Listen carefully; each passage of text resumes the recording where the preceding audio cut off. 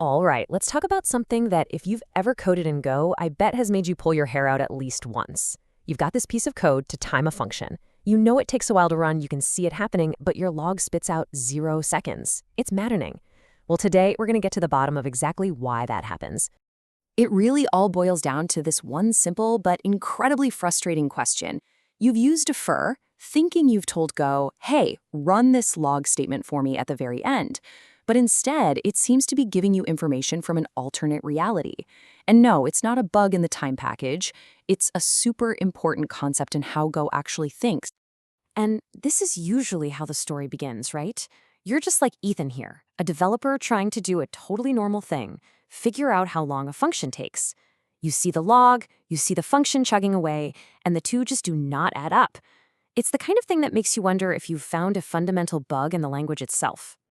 So this brings us right to the heart of the mystery, what we're calling the puzzling log. It's that classic situation where the code looks perfectly fine, it reads like it should work, but the output just completely defies all logic. I mean, just look at this disconnect. On the left, the code couldn't be more straightforward. Grab the start time and then defer a log to print out the time that's passed since then. Simple. But on the right, you get this impossible result, 0 seconds. How on earth does that happen? And this quote right here, this hits the nail on the head. This is the core misunderstanding that sets the whole trap. We see the word defer, and our brain just translates that to do all of this stuff at the end. But Go has a little twist, a nuance that's absolutely crucial to understand. So let's walk right into this thing and see how it works from the inside out.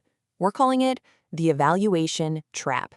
Because this isn't about what runs later. It's all about when the different pieces of that one line are actually evaluated. As our senior developer, Eleanor, puts it so well, this is a classic scenario. By giving it a name, the evaluation trap, we can start to pick it apart, and more importantly, figure out how to avoid it. Okay, so here it is. This is the absolute key to the entire puzzle. When Go hits a defer statement, it does two things. First, it schedules the function call itself, in our case log.printf, to run when the current function is about to exit. But, and this is the part that gets everybody, it evaluates the arguments for that function call immediately, right then and there. Let's trace the execution step by step. The moment your code hits that defer line, bam, Go immediately runs time.since start. And since basically no time has passed yet, the result is pretty much 0. That 0 value gets calculated and stored away. Then way later, after all your other code is finished, the function finally exits, and Go says, oh yeah, I need to run that log. And what does it print? It prints that old, stored value it calculated way back at the beginning. Okay, so we get the problem, we understand the trap. Now, how the heck do we fix it? How do we tell Go, no, I don't want you to do the math now, I want you to do it later? Well, the answer is something called a closure. Right, so here's our problem code again. See how we're passing the result of time.since start directly into the defer? That's what triggers that immediate evaluation we've been talking about. And here is the fix. Check this out. It looks a little different, but the change is everything. Instead of deferring the log call directly, we're deferring a brand new anonymous function. And inside that function is our log statement. This little wrapper changes the game completely. And this is exactly why it works. We've deferred an entire function, what's often called a closure. Now, when Go sees this line, all it evaluates is the function itself. It says, okay, got it. I'll run this whole function for you later.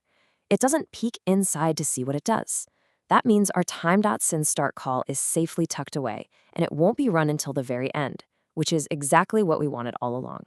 And what's the results? Boom. The truth, 58.2 seconds. The log now actually reflects reality, and that's because we successfully delayed the calculation until the right moment, right as the function was exiting. That's the big aha moment. Now, understanding the fix is one thing, but remembering it 6 months from now when you're deep in the code, that's another. So to really make this concept stick, let's use this fantastic mental model. I absolutely love this analogy. Defer is like a suitcase. You're packing it now for a trip that's going to happen later, when you leave the function. The most important question isn't when you leave, it's what you chose to pack inside that suitcase right now. This just breaks it down perfectly. With that first method, the naked defer, You're doing the calculation immediately and packing the result, that 0-second snapshot, into the suitcase. But with the closure method, you're not packing the result. You're packing the instructions. You're putting a recipe in the suitcase that says, when you get to your destination, follow these steps to figure out the duration. So let's nail this down. Here are the key things to remember. 1. Defer evaluates arguments the moment it sees them. 2. To stop that from happening, you have to wrap your logic in a closure, that little function wrapper. 3. This trick ensures your values are captured when the code actually runs at the end, not when you first declare it. And finally, the big one. Always remember the suitcase analogy. You want to pack the recipe, not the result. And all of this brings us to a bigger, more interesting question.